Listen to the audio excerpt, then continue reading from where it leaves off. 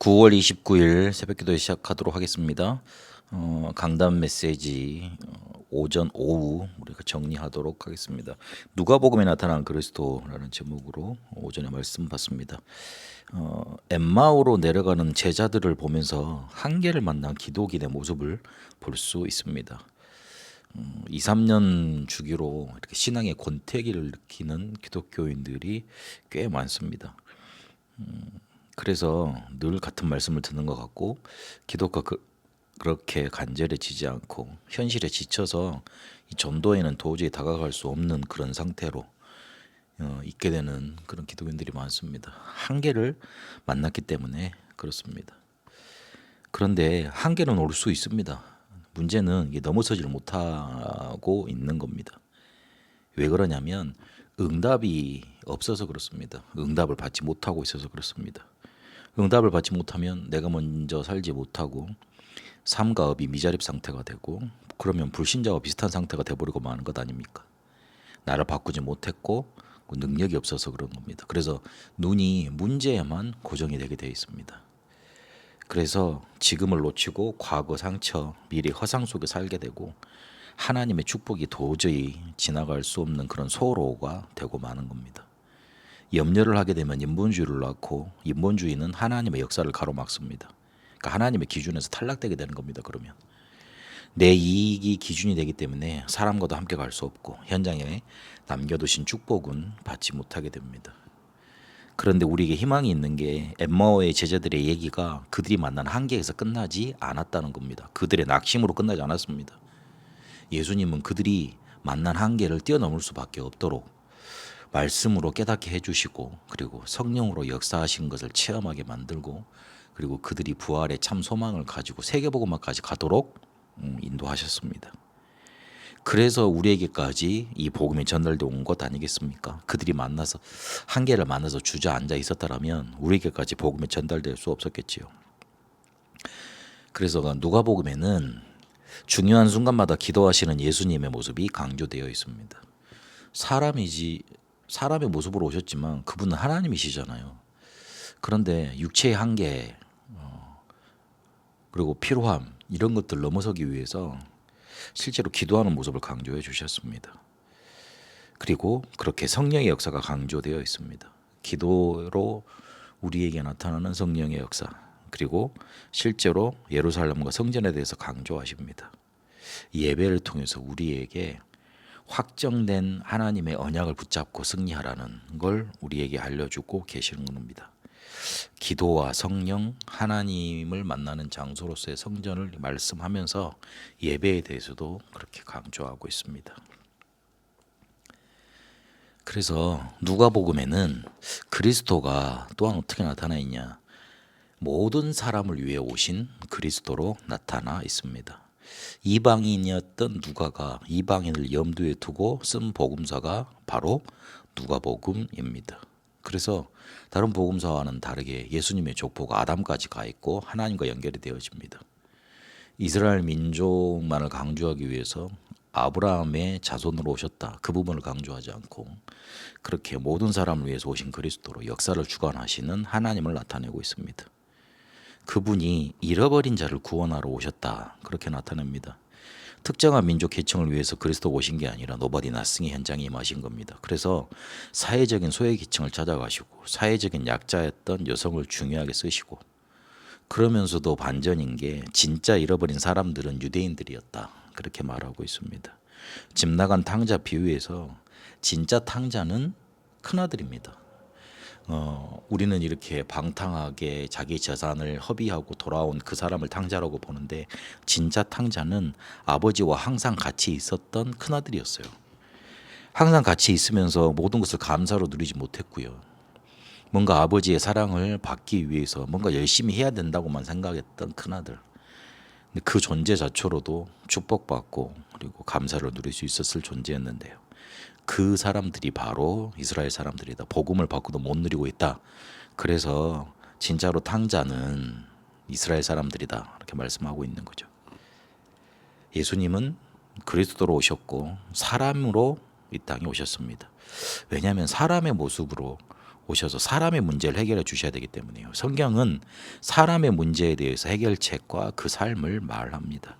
그래서 우리의 죄를 대신 대속해 주기 위해서 십자가에서 고난 받으신 겁니다.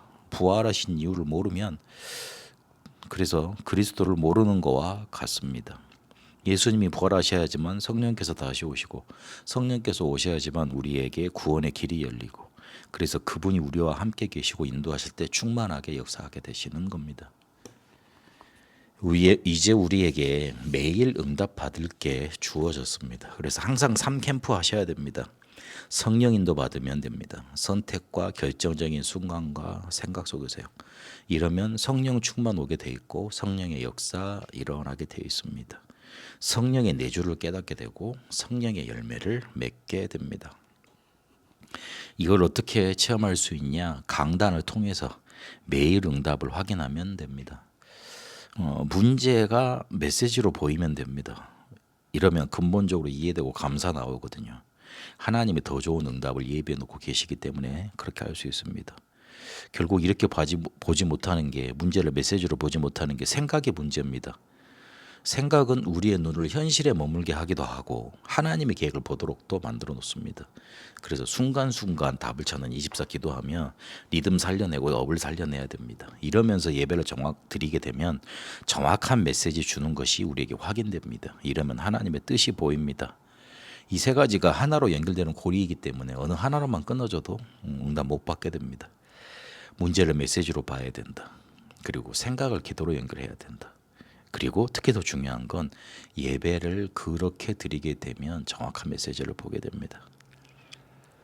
그리고 예배를 마치고 갈 때 언약 잡고 믿음의 결단하고 가야 됩니다. 이번 주에 나왔던 확정하고 가야 되는 겁니다. 모든 것을 통제하는 것이 뇌입니다. 그 뇌가 시스템에 의해서 행동을 통제하는 겁니다. 그렇다면 이 각인한 시스템을 바꿀 수만 있다면 되는 것 아닙니까? 그렇게 시작할 수 있는 게 믿음입니다. 믿으면 결단하면 우리의 뇌 시스템이 바뀌어지는 겁니다. 새롭게 발전하게 되는 겁니다. 그래서 믿음의 결단은 굉장히 과학적인 겁니다. 이것이 우리의 영혼에 심겨지고 보좌와 연결이 됩니다. 우리는 내 힘으로 살아가는 존재가 아닙니다. 성령의 능력으로 살아가는 자들입니다. 그래서 하나님 언약 붙잡고 믿음의 결단할 수 있어야겠습니다. 오후 예배 때는 우리 렘넌트로 축복하는 헌신 예배로 드렸습니다. 바울의 특혜라는 제목으로 말씀을 받았는데 테스트 리즌 대로를 만들 수밖에 없는 보이지 않는 이유 붙잡아야 됩니다. 보이지 않는 힘 가져야 됩니다. 불신앙의 눈을 가지고 있으면 자꾸만 불신앙이 보이고 그래서 현실에 내 눈이 고정되고 그리고 문제가 돼버립니다. 문제화를 시키게 됩니다. 그게 바로 소로 작은 길이 되는 길입니다. 그래서 나를 먼저 살려야 됩니다. 나를 바꾸고 각인뿌리 체질을 바꾸고 능력을 얻어야 되겠는데 성령의 역사로만 가능합니다. 그래서 말씀 붙들어야 됩니다. 이래야지만 각인뿌리 체질 본질이 바뀌는 운명에서 빠져나오게 되고 그리고 힘을 얻게 됩니다. 아무것도 문제되지 않는 힘을 얻게 됩니다. 이러면 살리는 전도할 수 있게 됩니다. 미자립이 되어 있기 때문에 살리는 전도할 수 있는 힘을 얻어야 됩니다. 왜 미자립이 되냐면 문제를 문제화 시켜놓기 때문에만 그렇습니다. 답을 가지고 있어 답편에서 해야 되는데 그냥 문제를 문제화 시켜놓기만 하고 답을 안 주고 해결을 안 하니까 미자립이 될 수밖에 없습니다. 문제를 문제화 시키는 거는 보통 사람은 다 할 수 있는 일이고요. 그리고 힘이 없는 사람, 해결 능력이 없는 사람이 자주 하는 일입니다. 우리는 답을 가지고 답편에서 해야 됩니다. 그렇게 내가 있는 곳에서 전도 운동을 할 수 있으면 됩니다. 항상 내가 있는 곳, 내가 만나는 사람, 내가 속한 교회, 거기에 하나님의 계획이 있으니 그걸 질문해야 됩니다. 이러면 항상 3캠프로 부흥운동의 주역으로 쓰임받게 됩니다. 바울이 이 보이지 않는 힘과 이유를 갖고 있으니 고생했다고 말을 하는 게 아니고 하나님이 나에게 역사하시고 나에게 은혜 주시고 나를 인도하셨다고 믿음을 고백합니다. 감옥에서 이 사람의 믿음 고백을 한번 보세요. 하나님이 이 믿음 고백을 보시고요. 세계를 살릴 수 있는 제자들을 바울에게 다 몰아주셨던 겁니다. 감옥에서 주 안에서 기뻐해라. 나는 괜찮으니까 너희가 먼저 기뻐해라. 그리고 그리스도 안에 모든 지혜와 지식의 보화가 담겨져 있다. 그리스도 안에 모든 것 다 담겨 있다 고백을 하거든요. 감옥에 들어가도 감옥이 문제가 아니라고 말을 하거든요. 오히려 거기에서 하나님의 역사가 일어나겠다고. 그래서 너희들 낙심하지 말고 나를 위해서 기도하라. 내가 너희를 위해서 또 기도하겠다. 그렇게 고백하니까요. 이 흑암이 바울을 어떻게 할 수가 없는 거예요. 하나님은 이 세계와 제자를 맡기실 수밖에 없었던 겁니다. 그리고 현장에서 하나님의 계획을 찾았습니다. 그 지역에 꼭 책임질 수 있는 제자가 나타나기 전까지는 바울은 물러서질 않았습니다. 그래서 돌 맞고도 다시 들어갔지요. 루스드라에서 그래서 디모데를 건져내게 됩니다. 그렇게 빌립보, 데살로니가, 고린도, 아시아의 제자들, 지역 책임질 제자들을 찾아내게 됩니다. 그리고 최고로 응답받았을 때 가장 빠르고 안전한 길을 선택한 게 바로 가이사에게 항소한 겁니다. 이러면 로마 군인들이 보여줄 거고 또 배싹 내지 않아도 그대로 로마까지 가게 될 거고 바울로 죽이려는 사람들이 많았잖아요. 그래서 보호도 받고 가장 빠르게 로마로도 가고 로마에 가야지만 2, 3, 7, 9, 5천 년 정도 살릴 수 있으니까 그렇게 최고의 특혜를 받은 그 사실을 나타냅니다. 나부터 전도해야 됩니다. 그래서 믿음 가져야 됩니다. 염려는 곧 소로를 만들기 때문에 절대 거기에 빠져들어서는 안 됩니다. 그래서 사람을 살려내려면 함께하는 능력 이걸 내가 붙잡고 있어야 됩니다. 그리고 현장에 사람 살려내야 됩니다. 하나님이 나에게 마음껏 세계복음화의 제자를 붙여줄 수 있도록 그런 대로를 만들어야 됩니다. 이 축복을 누리게 되시길 축원합니다. 살아계신 하나님, 누가복음에 나타난 그리스도를 붙잡고 한계를 넘어서서 실제로 나에게 역사될 수밖에 없는 그 길로 가게 하신 그리스도를 붙잡게 하시니 감사드립니다. 매일 응답을 확인하게 하시고 강단을 통해서 확인하며 이 강단에서 붙잡은 말씀 가지고 확정된 응답을 가지고 살게 하옵소서.